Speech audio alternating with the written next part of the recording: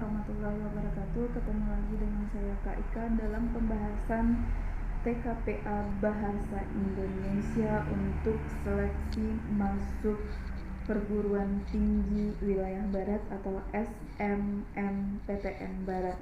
Oke, jangan lupa like, comment, dan subscribe YouTube channelnya kakak, yaitu Friska Fiona Official. Kakak mendoakan dan membantu dengan share soal, semoga kalian bisa lancar jalannya untuk mengikuti ujian masuk SMMPTN Barat dan juga ujian masuk lain-lainnya. Dan kalian juga kakak minta tolong untuk membantu kelancaran video dan YouTube ini untuk terus like, comment, dan subscribe. Oke, langsung saja kita masuk kepada soal yang pertama. Berdasarkan paragraf pertama, manakah simpulan di bawah ini yang benar? A. Sebagian jamur memiliki protein nabati yang tidak mengandung kolesterol. B. Sebagian jamur tiram mengandung kolesterol. C. Sebagian jamur tiram putih mengandung kolesterol dan lemak baik. D. Sebagian jamur tiram memiliki nutrien yang mengandung kolesterol. Atau E. Sebagian jamur tiram putih tidak memiliki nutrien yang mengandung kolesterol. Nah, jawaban yang tepat untuk soal nomor 1 ini adalah yang A. Sebagian jamur memiliki protein nabati yang tidak mengandung kolesterol. Buktinya bisa kita lihat di paragraf pertama yang dihitamkan ya. Paragraf pertama baris 2 atau baris 3 terakhir atau baris yang terakhirnya, pokoknya semua yang dihitamkan ya. Selain kandungan gizinya tinggi, nah jamur ini mempunyai manfaat untuk kesehatan, yaitu sebagai protein nabati yang tidak mengandung kolesterol sehingga mencegah timbulnya penyakit jantung. Nah, di sini sudah ditekankan dan sudah jelas ada kata kunci tidak mengandung kolesterol. Jadi kakak kunci lagi jawabannya yang A. Mantul ya. Nomor 2. Di sini berdasarkan paragraf pertama, manakah simpulan di bawah ini yang paling mungkin benar? A. Jamur tiram mengandung nutrien yang bermanfaat bagi tubuh serta tidak menimbulkan kolesterol. B. Jamur tiram yang mengandung lemak dan protein dapat mencegah kolesterol. C. Jamur tiram putih berprotein nabati yang tidak mengandung kolesterol. D. Jamur produk pertanian yang mengandung protein dan lemak yang tidak menimbulkan kolesterol. Atau E. Jamur tiram putih sangat bermanfaat bagi kesehatan dan dapat menyembuhkan kolesterol. Jawaban yang tepat untuk soal nomor 2 itu adalah, kalau kita lihat berdasarkan paragraf pertama itu, simpulan yang paling mungkin benar itu jamur tiram putih berprotein nabati yang tidak mengandung kolesterol. Berarti sesuai dengan baris 3 dan 4 terakhir dari paragraf yang pertama, guys. Soal nomor 3, manakah pernyataan di bawah ini yang tidak mengandung kalimat bercetak tebal pada paragraf pertama? Manakah pernyataan di bawah ini yang tidak mendukung ya kalimat bercetak tebal pada paragraf pertama? A. Jamur tiram putih bergizi tinggi dan bermanfaat bagi kesehatan. B. Jamur tiram putih memiliki protein nabati yang tidak berkolesterol. C. Jamur tiram putih dapat mencegah timbulnya penyakit darah tinggi dan jantung. D. Jamur tiram putih bermanfaat bagi kesehatan jantung. Atau E.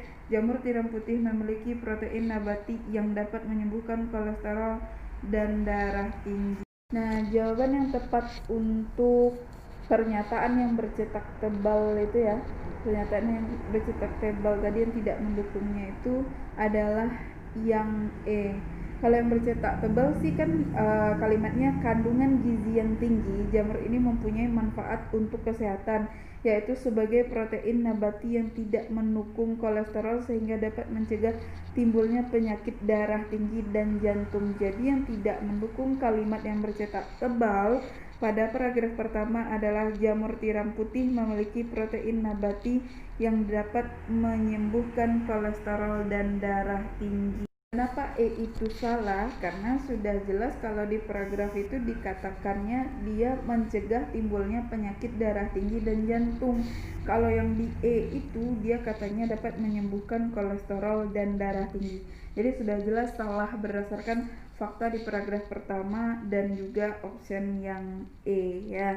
Kalau yang A itu jamur tiram bergizi tinggi dan bermanfaat bagi kesehatan, iya. Yang B, jamur tiram putih memiliki protein nabati dan tidak mengandung kolesterol, ada tadi pernyataan yang di atas. Yang D, jamur tiram putih bermanfaat bagi kesehatan dan jantung, iya. Nah, jadi jawaban yang benar yang tidak mendukung itu adalah yang E. Kita masuk soal nomor 4. Simpulan apa yang dapat ditarik dari paragraf terakhir?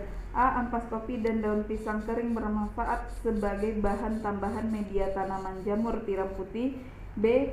Kopi dan daun pisang kering sangat bermanfaat untuk tumbuh kembang tanaman jamur tiram.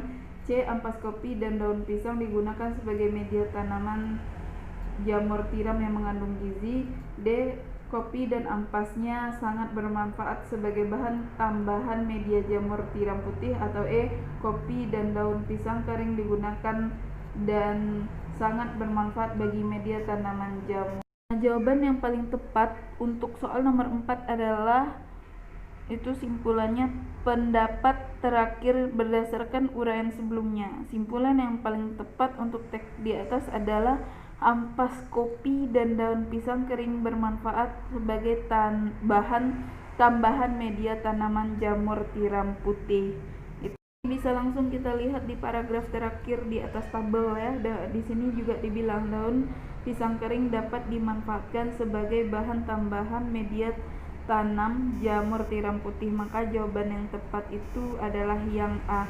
Kalau ampas kopinya ini di sini dapat kita lihat pada baris kedua di paragraf terakhir, itu ampas kopi dapat dimanfaatkan sebagai bahan tambahan pada media jamur tiram. Maka yang paling tepat untuk simpulan paragraf terakhir itu adalah option yang A. Nah, oke. Dan nomor 5 ya. Berdasarkan tabel di atas, berat segar tubuh buah ya. Berdasarkan tabel di atas, berat segar tubuh buah setelah panen pertama yang menempati berat segar kedua tertinggi adalah A. Y0 ya, B. Y1, C. Y2, D. Y3, atau E. Y4. Nah, jawaban yang tepat kalau berdasarkan tabel teks di atas, berat segar tubuh buah yang panen pertama yang menempati berat kedua tertinggi itu adalah Y2, yaitu sebesar 120 gram, sedangkan yang tertinggi adalah Y3 sebesar 126,67 gram. Makanya jawabannya yang C. Nah, untuk soal nomor 6, berdasarkan tabel di atas, jika panen kedua pada Y3 komposisinya tidak berubah pada masa mendatang, yang paling mungkin dipertahankan untuk hasil yang tertinggi setelah Y2 adalah A. Y0, B. Y1, C. Y2, D. Y3, atau E. Y4. Nah, jawaban yang tepat untuk soal nomor 6 adalah yang E. Jika hasil panen kedua pada Y3 komposisinya tidak berubah pada masa yang mendatang, yang paling mungkin dipertahankan untuk hasil yang tertinggi setelah Y2 adalah Y4. Maka jawabannya yang E. Nah, soal nomor 7, berdasarkan tabel di atas, setelah panen pertama, jumlah tumbuh buah jamur tiram putih yang paling rendah setelah Y0 adalah A. Y0, B. Y1, C. Y2, D. Y3, atau E. Y4. Nah, jawaban yang benar untuk soal nomor 7 adalah yang B. Jumlah tumbuh buah jamur tiram putih yang paling rendah setelah Y0 adalah Y1.